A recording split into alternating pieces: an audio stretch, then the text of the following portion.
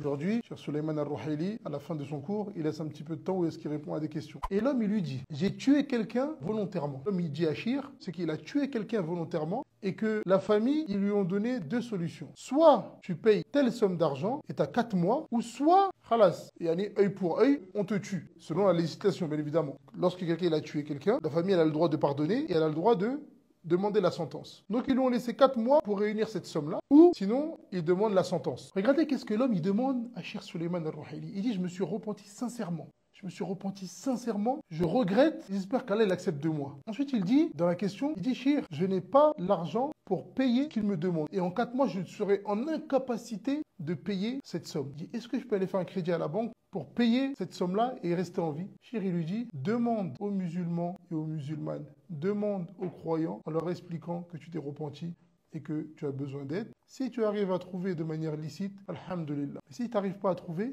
alors à ce moment-là, il t'est interdit d'aller prendre un crédit pour lever cette punition. Parce que la punition qu'il y a sur toi, c'est un haq, quelque chose, yani, que tu mérites. Or que faire du haram pour quelque chose que tu mérites, c'est interdit. C'est pas quelque chose d'injuste. C'est pas une injustice. Et que tu dois payer, tu n'as pas d'argent, tu vas aller faire un crédit. Non, c'est une faute que tu as fait et que la punition dans notre religion, c'est que tu as tué quelqu'un volontairement, donc la famille, elle accepte. Donc regardez la situation de cet homme-là. Il est là, il est entre la vie et la mort. Il demande à Cheikh, est-ce qu'il peut l'emprunter? Le Cheikh lui dit, tu n'empruntes pas. Parce que ça, c'est ton haq. Yani, tu dois mourir parce que tu as fait une bêtise. Si tu arrives à réunir l'argent et que la famille, elle te pardonne, tant mieux. Si tu n'arrives pas, prends la sentence de ton Seigneur, mais ne va pas faire quelque chose que ton Seigneur déteste, une chose que ton Seigneur a déclaré la guerre à ceux qui font ça pour sauver ta vie, alors que c'est quelque chose que tu mérites. Les gens, ils simplifient ce grand péché. Donc c'est pour ça que je voulais vous raconter cette petite histoire de Shir.